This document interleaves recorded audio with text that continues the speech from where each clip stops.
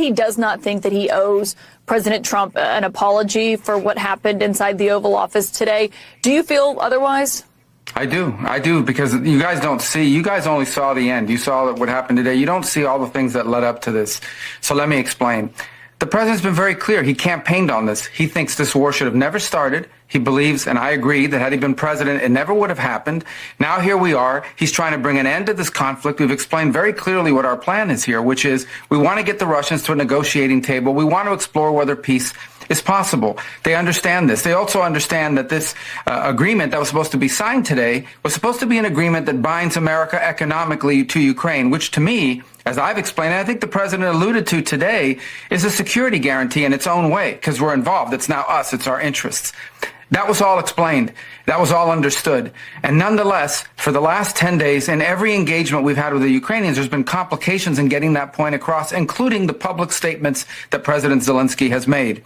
But they insisted on coming to D.C. This agreement could have been signed 5 days ago, but they insisted on coming to Washington. And there was and should have been a very clear understanding. Don't come here and create a such scenario where you're going to start lecturing us about how diplomacy isn't going to work. President Zelensky took it in that direction, and it ended in a predictable outcome as a result. It's unfortunate. That wasn't supposed to be this way, but that's the path he chose. And I think, frankly, sends his country backwards in regards to achieving peace, which is what President Trump wants at the end of the day, is for this war to end. He's been as consistent as anyone can be about what his objective is here. But what specifically do you want to see President Zelensky apologize for? Well, apologize for turning this thing into the fiasco for him that it became. There was no need for him to go in there and become antagonistic. Look, this thing went off the rails. You were there, I believe. It went off the rails when he said, let me ask you a question to the vice president. What kind of diplomacy are you talking about? Well, this is a serious thing. I mean, thousands of people have been killed, thousands. And he talks about all these horrible things that have happened to prisoners of war and children, all true, all bad. This is what we're dealing with here. It needs to come to an end. We are trying to bring it to an end. The way you bring it to an end is you get Russia to the table to talk. And he understands that attacking Putin, no matter how anyone may feel about him personally, forcing the president into a position where you're trying to goad him into attacking Putin, calling him names, maximalist demands about Russia having to pay for the reconstruction, all the sorts of things that you talk about in a negotiation. Well, when you start talking about that aggressively, and the president's a deal maker, he's made deals his entire life, you're not going to get people to the table. And so you start to perceive that maybe Zelensky doesn't want a peace deal. He says he does, but maybe he doesn't. And that active, open undermining of efforts to bring about peace is deeply frustrating for everyone who's been involved in communications with them leading up to today. And I think we should apologize for wasting our time for a meeting that was going to end the way it did.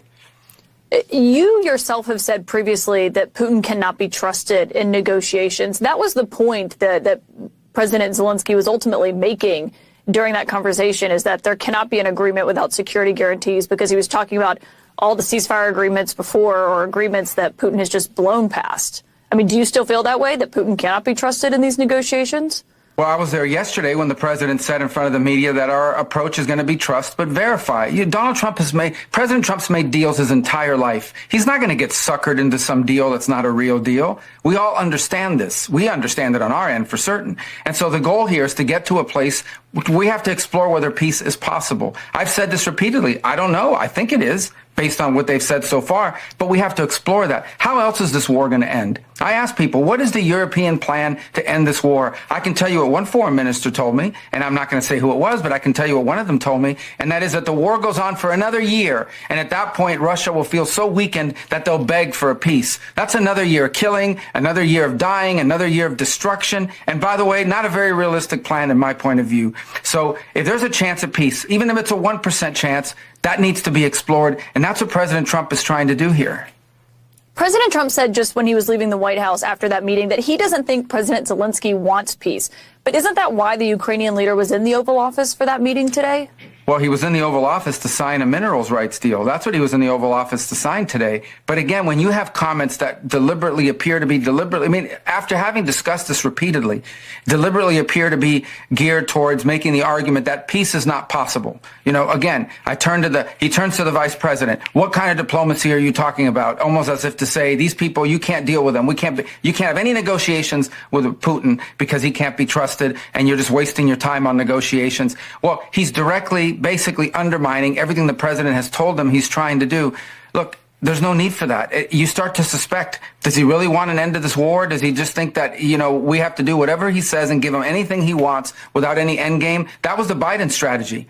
That was the Biden strategy. We were funding a stalemate. We were funding a meat grinder. And unfortunately, for the Ukrainians, the Russians have more meat to grind, and they don't care about human life. We've seen it, human waves, the North Koreans, etc. And so this is a very complex thing. It's very delicate. It's very costly. It's very bloody. It needs to be brought to an end, but it isn't going to be brought to an end with public pronouncements and maximalist demands in the public, but in real diplomacy. The vice president was right.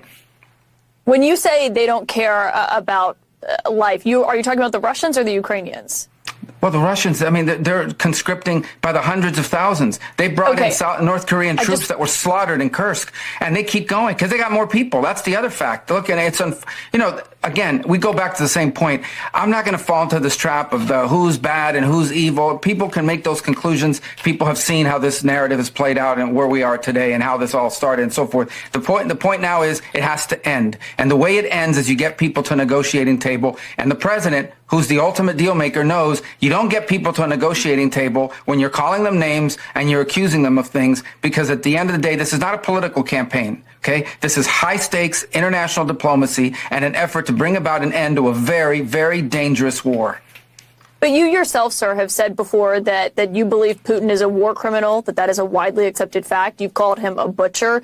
And you said that as a Secretary of State, you do believe it's important for someone with such global influence as you have to speak with that kind of moral clarity.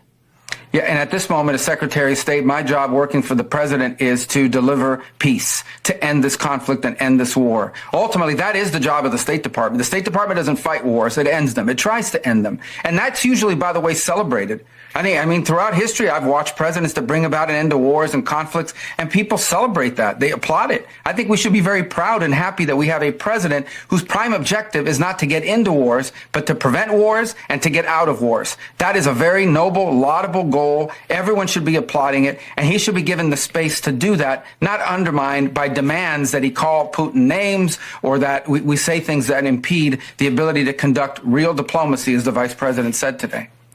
To follow up on what you just said a moment ago, are you saying that you have doubts that President Zelensky wants this war to come to an end? What I have doubts about is whether he's willing to say and do the things that we need in order to get a negotiation. Again, this has been going on for 10 days. And, to see things in the press saying we're not coordinating with the Ukrainians, that's absolutely false. Over the last 10 days, the Ukrainians have met with the Secretary of Commerce, the Secretary of State, the Vice President of the United States, had a phone call with President Trump, and he was in the Oval Office today. I've talked to the foreign minister of Ukraine 3 times in the last 10 days. The argument that we're not engaging, but yet you keep reading these press accounts about, they're leaving us out, we're not involved, we're not engaged. None of these things are true, and it continues. So all that led up to today in a deep sense of frustration. And my hope is that this all can be reset and maturity can kick in and some pragmatism, because this war tonight, people will die in Ukraine. Tonight, people will die in this conflict. We're trying to bring an end to this conflict, which is unsustainable. It's an unsustainable, bloody war that has to come to an end. And right now, the only leader in the world that can even have a chance of bringing about an end to this is named President Donald Trump. And we need to give him the opportunity to try and do that. And when you see efforts to impede it, when you tell someone, don't say, let's not talk about these things, let's not go in this direction, because it makes it harder for us to engage, and they insist on doing it anyways, you start to wonder. I don't like to impugn people's motives, but you start to wonder what's behind it. So, look, again, let's hope that this can be salvaged, but I'm not sure after today. You don't believe that you're not sure that this can be salvaged? I mean, can this relationship between Zelensky and Trump be repaired in your view? I think anything is possible, but it has to go back to the point that President Trump is interested in being involved in this for the purposes of bringing about an enduring and lasting peace. That's what he wants to achieve. And I think if I'm a country, that's involved in a war with a bigger country, who's losing thousands of people, who's had 3 million people leave my country because they can't be there, who is facing these challenges, I would be thanking a president who's trying to help bring about an end to this war. I would be thanking him, and I would be supportive of what he's trying to do, at least in my public pronouncements and in my public posture. And we didn't see that today, and we haven't seen that for the last few days. Now, will that change? I hope so. It should, for the purposes of global peace and stability in Europe and around the world. Vice President Vance was criticizing Zelensky for not saying thank you specifically during that meeting, those 40 to 50 minutes that we were in the Oval Office. But certainly, you know very well, Secretary Rubio, your time as a senator here in Washington, that whenever Zelensky has come to Washington before, he has very much expressed that kind of gratitude. Just listen to this. Thank you for both financial packages you have already provided us. Really, all my appreciations from my heart, from the hearts of Ukrainians, all Ukrainians. So what can I say to American people in English? My English is poor to say all my messages and all my thanks to you. And thank you very much for supporting us, our people. Thank you, United States. Thank you, America. Ukraine is grateful to the United States for its overwhelming support. Do you think you can make the argument that he hasn't said thank you? Well, I think the vice president said he hadn't said it today. He hadn't heard it today in that meeting. And we were hoping that that meeting would begin by thank you for everything you've done for us. We wouldn't be where we are today without you. We wouldn't even have a chance to negotiate a peace without the help you gave us. By the way, without the help you gave us when you were president in the first term, because President Obama refused to provide them defensive capabilities in terms of military hardware. He did provide them blankets. Yeah, and he that did was brought provide up today humanitarian during that aid. meeting. And it was brought up, and I was there. In fact, I vividly recall at the time Vice President Biden saying to me in a meeting that we had at the Vice President's residence that the reason why we didn't want to provide them those weapons is because they might use them. That was his exact quote. And that was the attitude. I remember clearly then the Ukrainian leaders saying, we don't need more blankets or MREs. We need weapons to defend ourselves. And they didn't do it.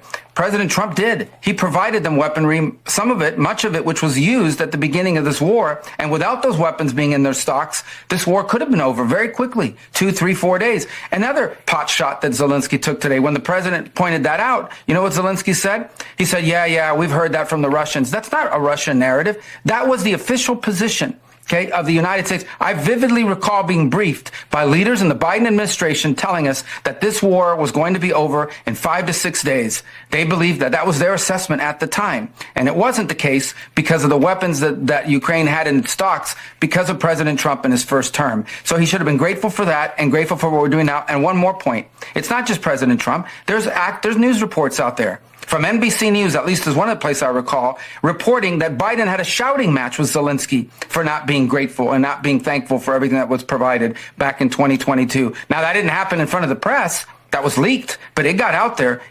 These frustrations are not unique to President Trump. There was those frustrations in the previous administration, if NBC News is to be believed. Right. But obviously we've never seen anything like what we saw today. But the point that Zelensky was making there is that everyone predicted his demise, and Ukraine was able to fight and to survive. Zelensky was able to survive. The Ukrainian people have been fighting for 3 years. You yourself have said previously that the United States should assist Ukraine as long as the Ukrainians are willing to fight. So I think the question coming out of that meeting is what happens next year? I mean, you are the U.S. chief diplomat.